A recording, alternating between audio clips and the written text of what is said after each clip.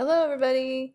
So today we are going to turn ourselves into a cartoon character in the style of Roy Lichtenstein, who was another famous pop artist, and he loved to take old uh, comic strip images and turn them into artwork.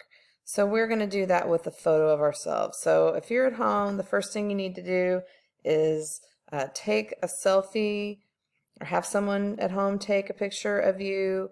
You want to keep it with a fairly simple background. If you look at my example on the left, I stood in front of the whiteboard. So just try to find something, a blank wall. You don't want anything behind you to distract from the image of you. You are going to be adding some kind of a thought bubble coming, out of your head. So I would suggest maybe taking the picture so that you're slightly offset, but you don't have to. That's not really a requirement. But just be thinking of what kind of quote you want to have in your speech bubble, thought bubble, and perhaps your facial expression can match that. You don't necessarily have to be smiling. You don't necessarily have to be looking at the camera. However you want to do it, the thought bubble, speech bubble does need to be appropriate and school appropriate. But other than that, it can be whatever you would like it to be, and your facial expression can match that. If you have a printer, it would be really helpful if you could print out the photo of yourself. And then I'm going to give you tips on how you can trace that to get your image.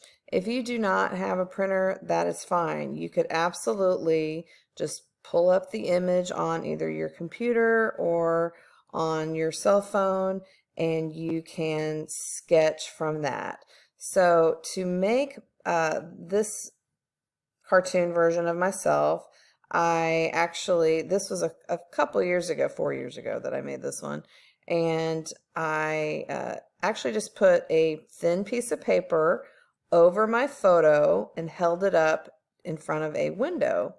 And then with a pencil, basically chose the parts that I wanted to outline. Now, if you notice, like I have wrinkles on my forehead and wrinkles under my eyes, I chose to leave those out of this. So you want to be strategic, keep it very simple. Treat your hair as if it's sort of like a Lego piece. In other words, it's like one piece, that comes off and on, so to speak. If you have glasses, glasses look great on these self-portraits. You definitely want to outline that. The trickiest part, I would say, is the nose. If you notice, and after watching the Roy Lichtenstein video, they do talk about that in the video, how he mostly would make a nose with maybe just what we would consider to be a parentheses. You see where I'm pointing on my drawing? A parentheses and like an apostrophe. So you don't want to just draw an outline all the way around your nose. Okay, that will not look great. So you want to just less is more with the nose. So just choose a couple of strategic lines for that and keep it super simple. Another thing that Lichtenstein would do is he would use dots, because that was how they would print comics in the newspaper and things. They were printed with dots, and it would also give you a different value, like a lighter or darker value of a color. So when you color this in, and you are going to be coloring it in, that's the reason why my skin is done in dots. You can pick any part of the photo to have dots. So it could be either the hair, the shirt, something, but you want it to be colored in dots. Another thing Roy Lichtenstein would always do is he used primary colors, red, yellow, and blue. I'm going to say that you need to choose either a primary color scheme, red, yellow, and blue, or a secondary color scheme, orange, purple, and green. All right, your skin tone can be whatever your skin tone is. If you want to give yourself a blue skin, green skin, I have had students do that. That's totally up to you. I would be fine with that.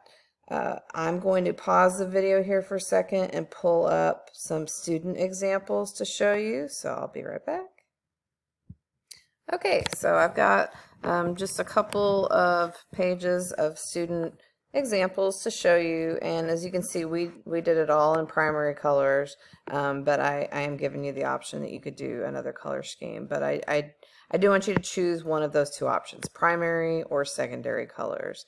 If you want to do a background, you can do that as well. Some people chose the background to be the part where they had dots, but just have fun with this. It's kind of an exercise in editing. You are choosing very carefully what lines in your photo you want to represent your face in a very simplified way.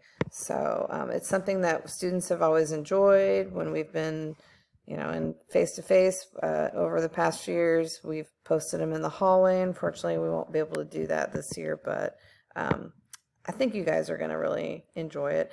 I am going to make another little short video here in a bit showing a way to trace over your photo. So if you do have a printed photo, you can check that out to get some tips. Thanks a lot.